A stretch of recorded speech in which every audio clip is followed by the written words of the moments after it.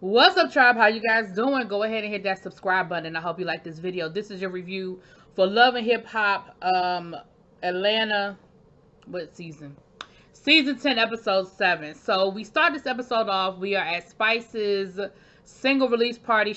We know she did a song with Shaggy and with who's the other guy she did a song with, but like royalty in the dance hall community, and so it's a big deal, and pretty much everybody is there. What I didn't realize was that Spice has been in like an 11-year dispute with her record label, and like she said I don't think people realize that I have not released an album. I released singles and songs, but I haven't released the album. And so she's really excited that I believe they've gotten past the dispute part of this, and they are she's actually working on her album now, and definitely, linking up with people like Shaggy, and I forgot I want to say Shaba, but I don't think it's right. I don't think that's right. I think I'm just coming up with a name in my head. But anyway, but Shaggy was on the episode. That's probably why I remember it was Shaggy Child. We see Yandy is there, her and Rashida having a conversation. Yandy is talking to her about how hard, oh, excuse me. She's talking to her about how hard it's been with her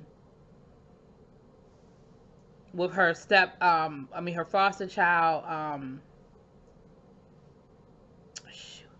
with her foster child. She said she actually went back to New York now. So she said she feels really bad about how that went down, and how that situation went. But she's back in New York, and she's just kind of processed through it. Carly is there with her daughter, and they're talking to Safari. Sierra's there. She giving Safari the side eye. She was like, I've noticed I done seen Safari out and about a lot lately without Erica, and I'm giving him the side eye because he really need to be at home with his boo. Then we find out Spice got a man. Now, Spice new man, which you've seen him all over social media, but what I didn't realize is that he actually worked on the show. So this is giving me very much shades of Candy and Todd Tucker. Hopefully it works out for Spice just as well as it did for Candy, and they end up happily married, child, because she's definitely in love. She is glowing and grinning all over the place. Fast forward to later on in the episode, we see them back at home, and she's excited, ready to get back on track, ready to get back out there touring and everything. And she says, listen, now me and you have had this real nice COVID relationship. He was like, that's all we are, is a COVID relationship? She was like, no, I'm not saying that, but I'm saying that we started doing this during COVID, and so we don't know what this will look like for us once we get back to the real world and I go back out there and I start working again. And so he was like, yeah, speaking of that, I don't know how I feel about the way you are on stage. And she was like, what you mean the way I am on stage? And he starts talking about how he don't like the fact about her out here twerking on other men and being so provocative on stage. Now see, production, here's where y'all getting on my nerves, because I gotta call bullshit on this, because you and like Spice said, you knew who I was when you dated me. Like, I've never pretended to be anything than what I am. I am a dance hall queen. This is what I do on stage. She said, I'm not going to get on stage and not give my fans everything. I'm going to always give my fans 100%. And so that's a problem for me, and it's not fair, because you knew who I was when we started dating, and now you want me to be somebody different. And I 100% agree. I don't know if I 100% believe this as a real storyline, or if he's just ridiculous, because if this is a real storyline, then sir, you are out of order, because this is who she's always been, and this is who she's always presented herself to be. So if you chose to accept her, you chose to accept all of that about her.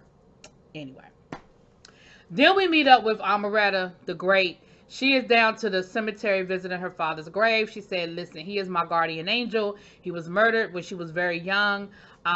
She said her mom was there when he was murdered, and he has always been somebody. She said, when we went down to the smash room, she said that was anger. She said, but with my father, I can release a different type of energy. And she's very emotional, and she's crying.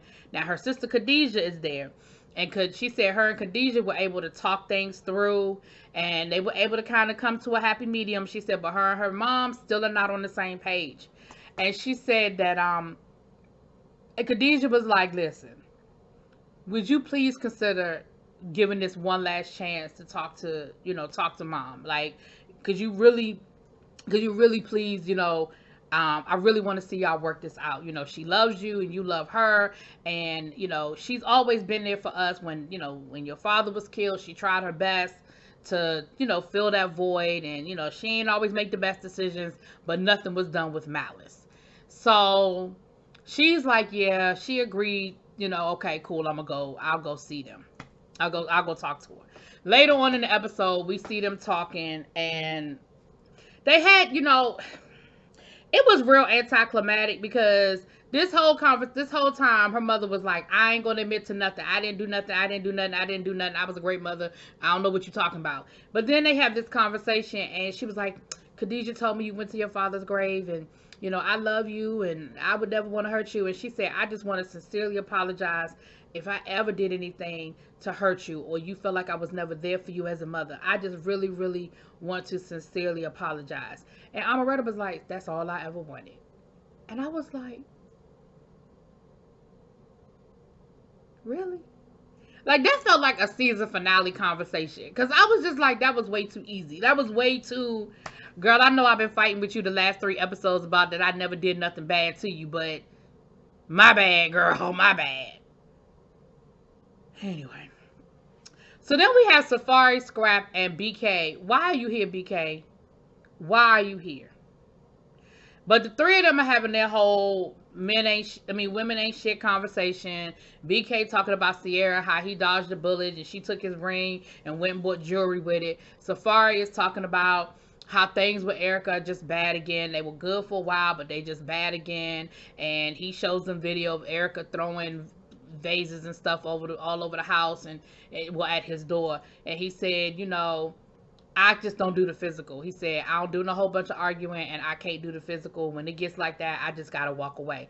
And honestly, that's really not a bad, it's a bad way to be. It's frustrating when you want to have a conversation, but when you're dealing with a volatile person, it's not a bad way to be, because Erica is volatile, and Erica, we know, can get physical. And most of the time, 99.99999% of the time, men end up on the wrong side of that type of an altercation the minute the police get involved. And as a black man, it's really not a good look. So I can kind of understand why Safari says when she started getting like that, I gotta walk away. But the flip side is walking away is only gonna make her more frustrated. Like, it's just like a cycle. Scrappy is talking about how bad things are with Bam. He's arguing about the same thing that they were arguing about down in Arizona. She say he don't never do enough. He say he does everything. He's super dad. And she was like, you not. And child, there they go. We'll get back to them, child. Come to find out, Sierra is planning a baby shower, a joint baby shower that neither Safari nor Scrappy knew about. Or did Safari know and Scrappy didn't know? I know Scrappy didn't know. Scrappy was like, hell, I walk past her every day. Like, we talk every day. She ain't mentioned nothing about no baby shower. Like, I didn't know nothing about it. He talking about he going down to Miami because he got to do some recording. Safari was like, well, me and Erica was supposed to be going to Miami together, but at this point, I think I'm just going to let her stay here. So there's that. Then we see Jock. He's at an Ahmaud Arbery event, and he's with the family, and it was a nice event, and he's talking about his son. And again, we saw that him and his son were working on their relationship down at the family reunion, situation, and he didn't necessarily like the people that his son was running with. He didn't like some of the decisions his son was making, and some of the friends, quote unquote friends, that his son, people that his son was, connecting with. And he said, there was a shootout at his club, and the guy that was a part of the shootout, that's his son is friends with him. He said, this guy is potentially costing me my business because they shut my club down after the shooting, and somebody died as a result. But my son is choosing him, seemed like choosing him over me, or choosing his relationship with him over the business side. Now, the reality is your son being friends with him or not being friends with him ain't going to change the status of your business. But I understand it's a loyalty thing. It's like, it may not change whether my business stays open or closes, but it's a loyalty situation with my son and this guy. he invited his son to come to the event. His son didn't come. Later on in the episode, we see him with his son, and his son done broke the fourth wall. Him and his son get into it. He like, listen, I don't care about these cameras. I don't care about this TV show. You trying to make it out. You trying to portray me as a bad guy. You trying to make it seem like I'm a bad person and I'm not a good dude. And I don't really appreciate that. And you're not gonna make me out to be no bad guy. He like straight up goes off on Jock and walks off. And Jock was like, listen, at the end of the day, I don't really give a damn about this show. He's like, my son ain't never disrespected me like that. And that's a problem. He said, because when these cameras stop rolling, I still got to deal with that. And you could see that Jock is really upset. And you could see, and again, I feel like, this second generation, they ain't feeling it like the first generation. Like, we saw, Yandy's,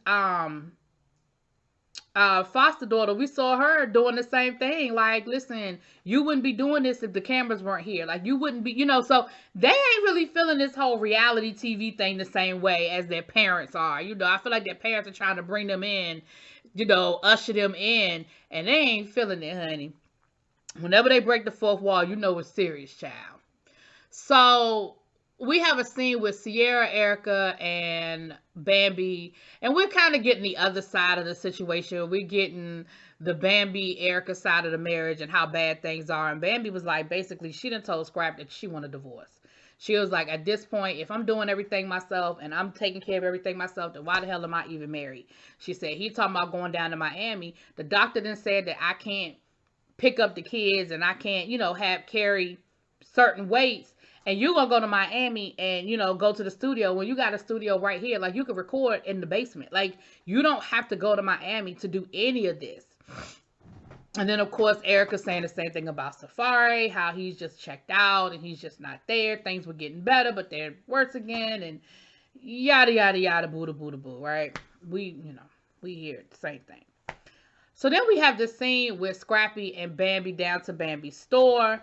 And it gets really ugly. Again, I feel like both of them were like, fuck these cameras. And they start going in on each other. And Scrap starts talking about paying bills. And Bambi was like, what are you talking about? She said, I pay for all of this. Like, don't act like I didn't. She said, I don't just sit down at the table. I bring the whole table. Like, basically, she said, I came in this marriage with money. Like, and don't act like I didn't hold you down. I paid your bills. I cut your lights on. I did this. He was like, well, don't act like I didn't do nothing for you. I did for you too. Don't act like that. And she was like, what you do for me? What you do for me? I said, oh, this is getting ugly.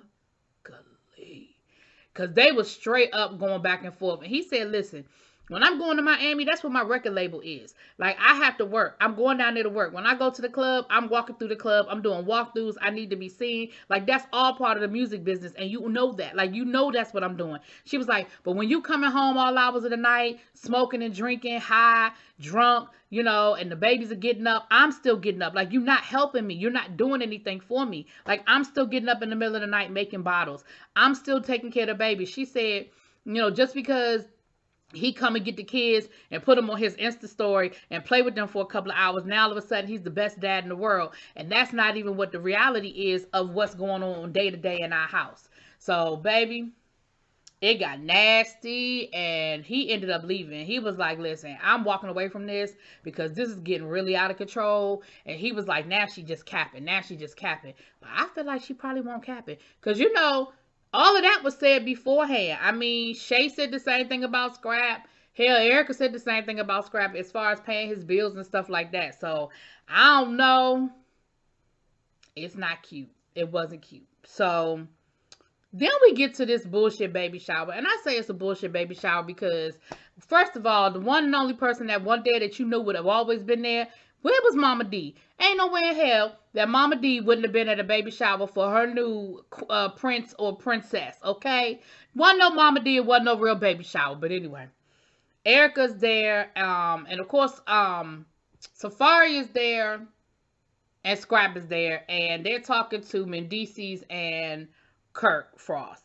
And they're telling them how bad things are and how horrible it is and how they talking about divorce and all this other stuff.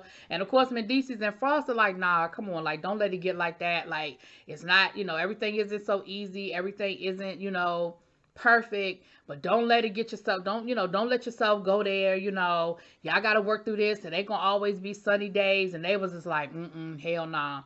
Safari said, well, Erica was supposed to go down to Florida, to Miami with me, but I told her I don't even want her to go. Like, I need some rest. I don't even want it. So Erica shows up, and her and Lord Mendices, her and Safari don't even speak. He don't even acknowledge her presence. And she said, I felt some kind of way because he asked me, he told me he didn't want me to come to Miami. And not only did he not say anything to Erica, he didn't even say nothing to the baby, Bambi walks in and it's pretty much the same thing. Bambi and Scrappy ain't even really speaking, and they don't even have their wedding rings on. Scrappy said, well, hell, I saw the wedding ring on the sink. I saw her ring on the sink, and I said, well, hell, if she ain't got hers on, I guess I don't need to wear mine. And she's on the other side of the room talking about, you see, both of us don't have our rings on.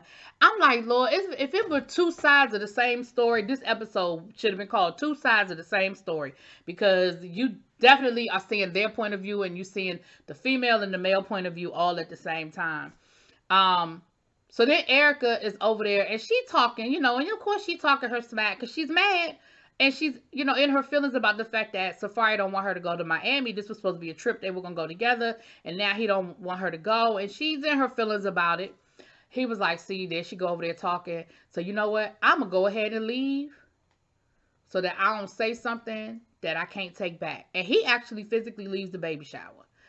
Child. And of course, everybody was like, did he leave? Like, he really left. Like, he really walked away from the baby shower. Child, it's not cute at all. So I guess we'll see where we are next week, honey. Y'all let me know what y'all think. Drop it in them comments. Peace.